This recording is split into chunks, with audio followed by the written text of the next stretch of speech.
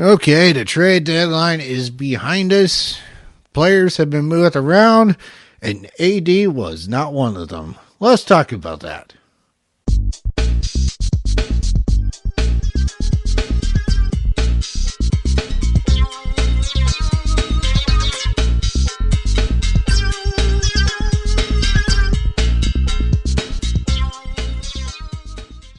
Okay, welcome to this episode of Basketball Street Beat, episode 5.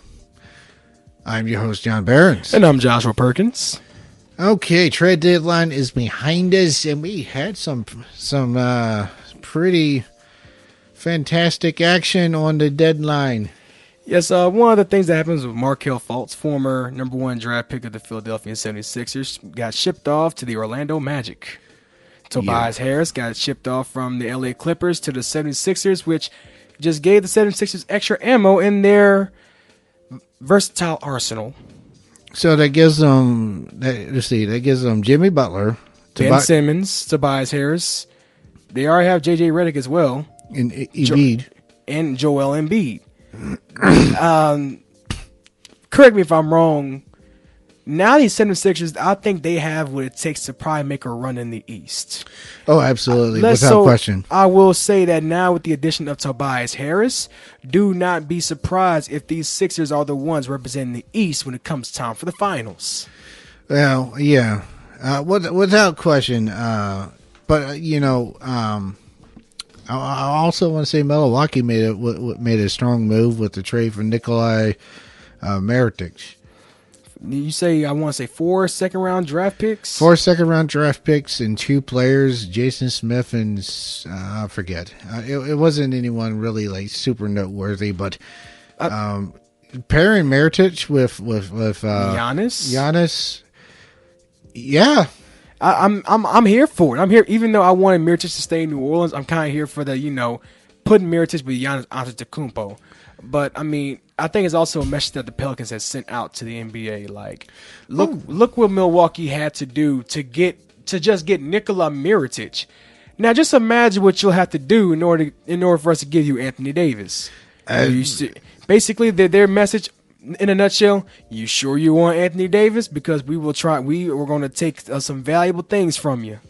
I think that's the way that they need to look at it. I don't think they need to go after 8 players or whatever the Los Angeles Lakers were offering. And it's like, no, give us 2 to 3 players who are really good and about 4 or 5 picks. I mean, because here's my thing. I mean, yeah, I understand that Magic Johnson was willing to offer a lot to give Anthony Davis, but see, at the end of the day, we were going to get the short end of the stick, because why in the world would you want to trade Anthony Davis for a bunch of third-rate players who are not going to want to stay in New Orleans past next season? Because I'm going to tell you what's going to happen.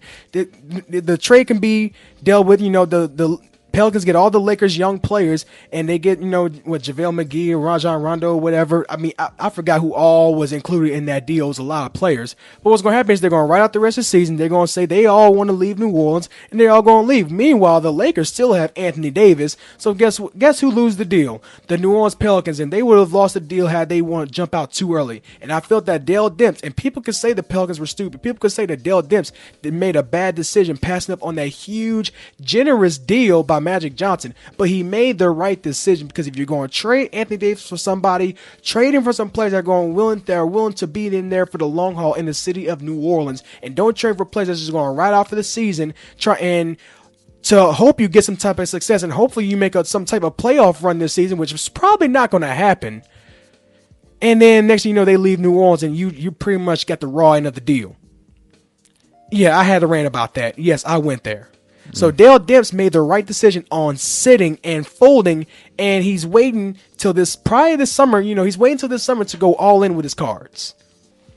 And that is, like you said, the right decision, because then they could see who else would get into the argument. Now, I do find it ironic that Anthony Davis supposedly said he wants to go to a team with a winning organization, and then one of the teams that he lists as a team that he would be willing to sign to long-term outside of Los Angeles was the New York Knickerbockers.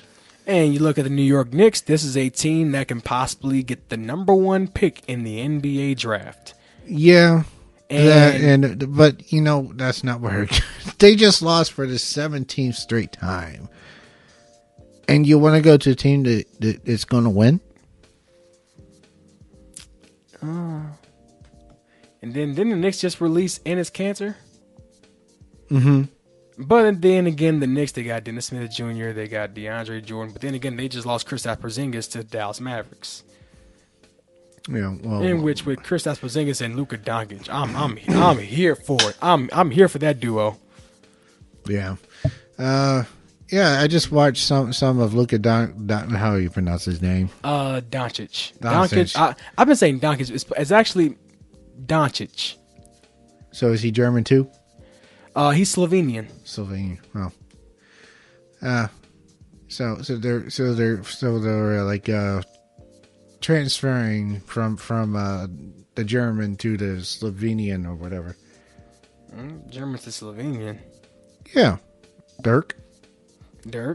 Then you have the Slovenian. Then you have the Latvian. Kristaps Porzingis. Huh. Yeah, Kristaps Porzingis, I think he's from Latvia. Interesting. Dallas definitely likes shopping Eastern Europe, apparently. Yeah, Mark Cuban, he loves his players like he loves his women. European.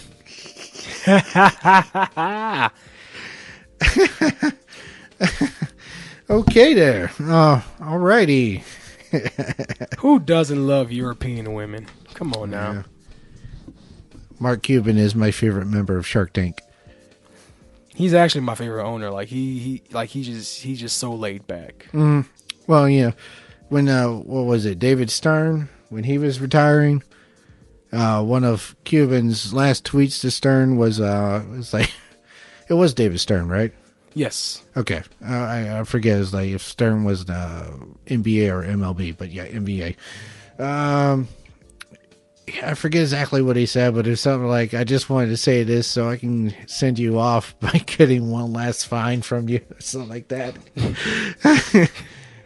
Because David Stern, he used to fine Mark Cuban quite a bit.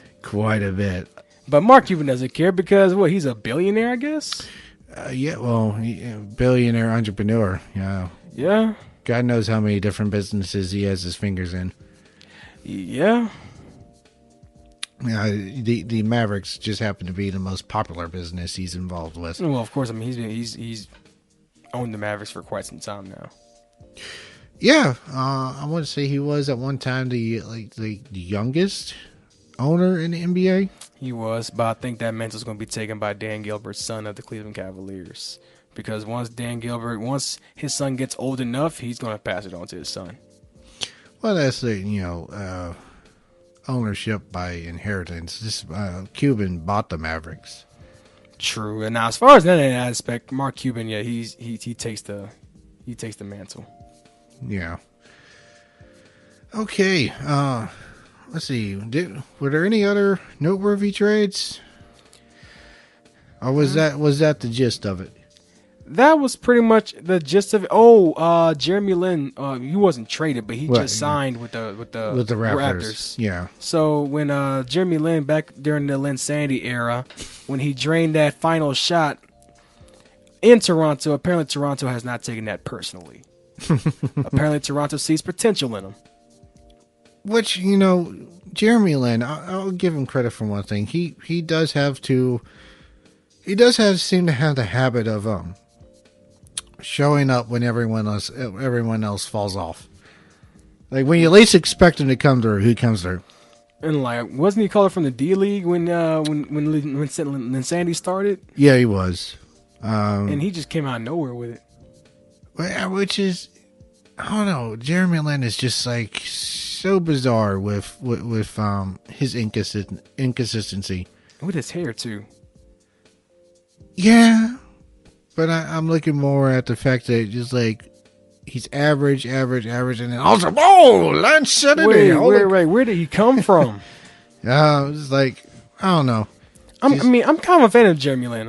I kind of like his style. It's just he's just so inconsistent, and his numbers been kind of. He's worth having, just not worth having long term. True. If you're gonna sign Jeremy Lin, I would sign him to like a 1-year deal, veterans minimum, call it a day. To just be honest. But enough of the trade deadline. Let's talk about how the Thunder have been just making a whole bunch of noise in the West. How they've won their last 11 out of 12, and how Paul George has just been on a scaring tear, and he's playing like he wants to make a case for himself to be MVP this season. That's going to James Harden. James Harden. I mean, yeah, it's going to James Harden. I'm sorry, if it's not James Harden, it's Greek Freak. Our camera just died, but oh well. Hey, show goes on. Look, y'all still gonna listen to us, whether y'all like it or not. But I really think it's gonna go to James Harden. You know, I was talking to some people at work. I'm like, yeah, James Harden's probably a runaway pick for MVP, and they're like, well, I mean, the Rockets they haven't done good enough for James Harden to be MVP. Well, last when I checked, the year Russell Wilson won MVP, I think the Thunder was like a 7th seed, and they got eliminated in the first round by the Rockets. So I mean, I really think James Harden's gonna get the MVP. He's probably a runaway. I mean, I wouldn't take it off the books yet like they did with Rookie of the Year because Luka Doncic is a 1-to-100 favorite to win it. Meaning you have to bet $100 just to win $1 if you get it right on Luka Doncic winning Rookie of the Year. And yes, I'm ranting. That's why they took it off the books. Yeah, well, you know, Giannis has been having this, you know, super season almost. Way he's been carrying the Milwaukee team has been rather impressive. And like this Bucks team, this is also a team that can contend in the East as well. But I mean, my thing is, I mean, they've progressed over the past few years, and they've been in the building mode. I feel they've done a great job as far as building around Giannis Antetokounmpo. Like they've built around him. They found their identity. They found their stride. My question comes in: would they be able to compete with a Raptors team or a Celtics team or a Sixers team in a 7-game series? You know, will they have that Iron Man mentality when it comes to the 7-game series? Because the Bucks are a good team. I'm not doubting them one bit as far as their talent and as far as their potential.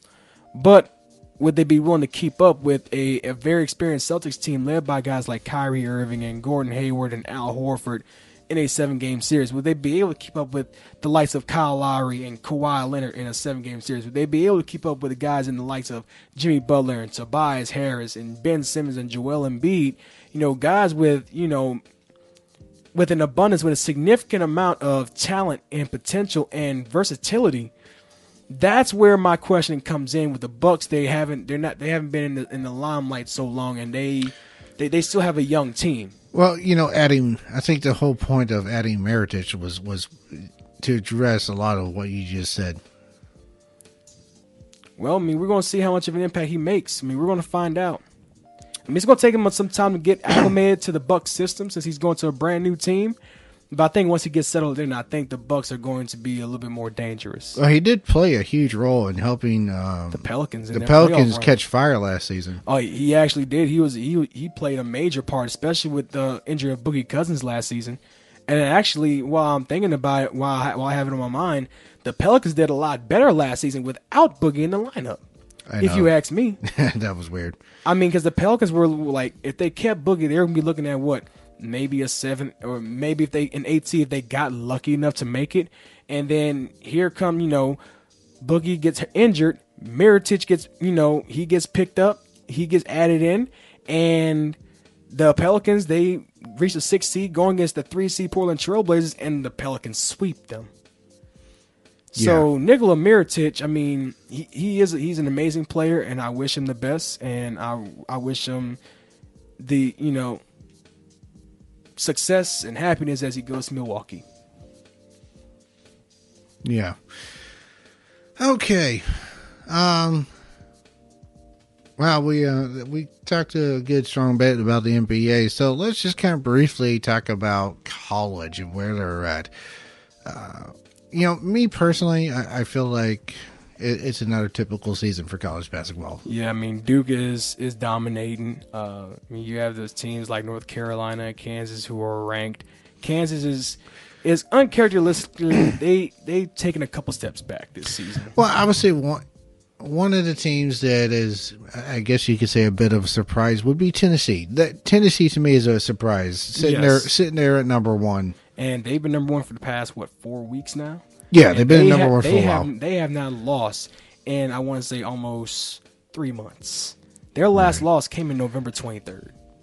Yeah. Now, that's not to say that Duke is not well worth consideration for a top seed, but, Tennessee's sitting at number 1 right now. Seeing Duke do well is not a surprise. Seeing Tennessee do that well, a little bit. Kind of a surprise. I mean, now during the Bruce Pearl days, it wouldn't have been a surprise, but ever since his departure from Tennessee, I mean, we've seen a lot of inconsistency from this Vols basketball team, and it just seemed that everything has just came to a head, and, Coach Barnes got these guys on the right track. Yeah. So it seems like our top seeds, now that we're getting closer to March, would be obviously Duke, more than likely, unless they slip, Tennessee, Gonzaga, and then Michigan State or Michigan. Yeah, okay. I knew one of the Michigan teams was doing really well. Possibly Michigan. Yeah, I could see that happening.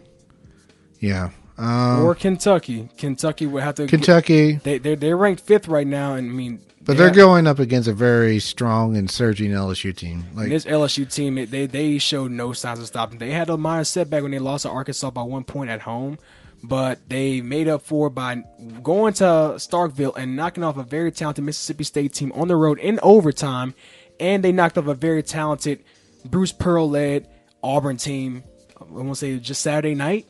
Mm-hmm. And then now they're going against Kentucky on the road. So, I mean, the Tigers have yet to lose a road conference game this season, which is pretty big. You got to be able to factor that in, and I hope I did not just jinx the LSU Tigers. No. Anyways, but, I mean, you're going against a tough Kentucky team. So LSU had to put their best foot forward. All hands have to be on deck tonight as far as, the coaching staff led by Will Wade is concerned, as far as the players. Tremont Waters has to play his best basketball yet tonight. They're going against a tough Coach Calipari-led Kentucky Wildcats team. I remember hearing a piece of the interview of Calipari, and they asked something like how good, what he thought about LSU, where he thought they were reasonably ranked or not, or something like that. And I remember him saying is like, I know they're ranked 19th, but really and truly, this is a top 10 team. You just look at their last 5 games; they were down double digits in 4 of them and came back to win to win. And for Coach Calipari to say that about your team, he's going to have his guys ready. So, of course, LSU's going to come ready. Will Wade knows how good this Kentucky team is. And, of course, we heard how Coach Cal feels about this team. So, it's going to be an all-out war in the Rupp Arena tonight. And it's going to be rocking. Yeah. I wish we could watch it, but we're going to Mandeville. Yeah. Will not be watching that tonight. Fortunately, we have a meeting to go to. But that should be exciting. It should be exciting. We're going to put ourselves out there and make some more connections. Hopefully get some more people on the show and improve the content. Mm-hmm. But be on the lookout. We definitely are looking for ways to improve that. Been working really hard lately on making that a possibility. So look forward to our progress from here on out. Most definitely. Okay. Bit of a short episode, though I'm kind of picking up that our basketball straight beats are going to be around 20-25 minutes because, as much basketball as there is played, there's still that, to me anyway, kind of typicalness about it. Right. I mean, I'm waiting. Me personally, I'm waiting for March Madness. I'm ready to see some upsets happen. I'm ready to see these small schools just rise. March Madness to me every year is like revenge of the underdogs. It's basically revenge of the nerds. Okay. Well, after that, I'd like to thank you for listening to this episode of Basketball Street Beat. I'm John Behrens. I'm Joshua Perkins. Find us on YouTube, Twitter, Facebook, and our ever-present personal website, AISportsNetwork.com. This has been AI Sports Broadcast. Signing out. Love y'all. Yay.